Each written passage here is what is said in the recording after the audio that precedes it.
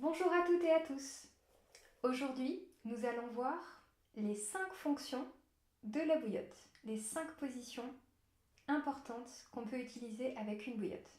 La bouillotte, c'est vraiment la meilleure amie, la meilleure compagne, le doudou, le super accessoire d'hydrologie à avoir chez soi, impérativement. La bouillotte, c'est crucial. Première zone, les pieds. Première fonction de la bouillotte, c'est réduire le temps d'endormissement. Quand on commence à avoir le petit vélo qui tourne dans la tête, quand il y a une saturation de l'activité au niveau cérébral, qu'on réfléchit, qu'on projette, qu'on pense, qu'on élabore, qu'on interprète, qu'on revoit ce qu'on a fait dans la journée ou qu'on pense au planning de demain ou tous nos soucis, voilà. Pour créer une dérivation de cette zone ici qui est très dense vers les pieds, on peut mettre une bonne paire de chaussettes et la bouillotte. Ça va aider à rééquilibrer la température entre le haut du corps et le bas du corps, ce qui va permettre une meilleure régulation thermique, une meilleure répartition énergétique. Donc, pour mieux s'endormir, chaussettes, bouillotte sur les pieds. Déjà, s'endormir avec les pieds froids, c'est pas du tout agréable. Donc voilà, la bouillotte, c'est vraiment très simple à faire.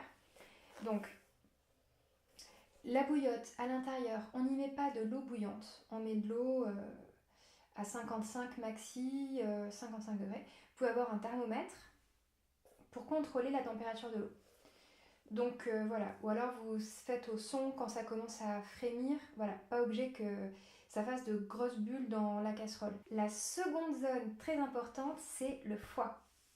Alors, le foie commence ici, sous le sternum. Ensuite, il se développe sous nos côtes. Le foie fait à peu près cette taille. C'est un des plus gros organes du corps et c'est le seul organe du corps à être à 40 degrés. Donc, il a besoin de chaleur pour fonctionner. Pour économiser cette étape de production de chaleur à l'ensemble du corps, pour favoriser donc le travail de retraitement, de détoxification qu'exerce le foie au niveau de toutes les molécules du corps, des macromolécules, on va lui apporter une aide extérieure, on va lui apporter la bouillotte. Comme ça, on l'applique directement sur la zone du foie.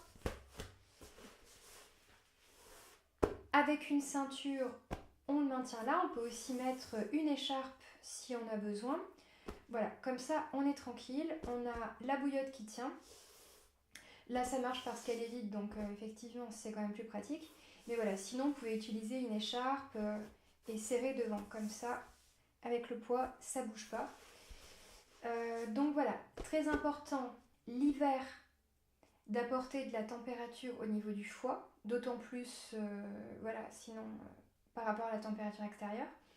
Voilà, donc soutenir le foie dans son travail de détoxination. Troisième zone, les reins, parce que les reins sont équipés de petites glandes, les glandes surrénales. Donc,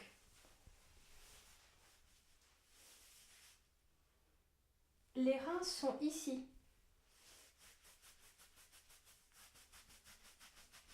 Donc c'est une zone, dans la vidéo des automassages que vous avez pu voir, combien stimuler, avec nos poings aussi.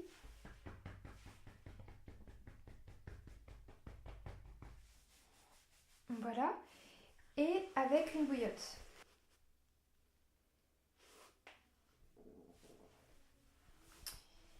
Apporter du chaud au rein va venir soutenir les fonctions des glandes surrénales qui sont de produire l'adrénaline, la noradrénaline. Donc les hormones qu'on utilise pendant la journée pour faire face au stress. Donc au plus on est épuisé et fatigué après avoir vécu des moments de stress, au plus on viendra dynamiser, stimuler et soutenir avec un peu de chaleur les glandes surrénales. Voilà, troisième position, les reins. Quatrième position, c'est l'abdomen. Quand on a mal au ventre, qu'on a un problème de digestion, on apporte une petite bouillotte. Donc les Chinois considèrent la digestion, notamment au niveau de l'estomac, comme ayant pour fonction le feu digestif. Quand on mange trop froid, qu'on a froid ou selon notre tempérament, notre constitution, voilà, on peut avoir tendance à avoir une température un peu basse et avoir des difficultés à se réchauffer.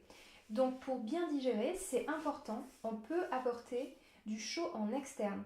Vous placez une petite bouillotte là, ça va vous détendre. Également, si c'est votre abdomen qui est tendu pour une cause émotionnelle, que vous êtes stressé, préoccupé, vous avez un choc émotionnel, apporter du chaud va venir détendre vos viscères et donc calmer un petit peu cette zone. Donc c'est important de mettre au niveau de l'estomac, du plexus. Et sinon, vous pouvez aussi, en cas de problème bronchique, poser la bouillotte là en fait sur le devant.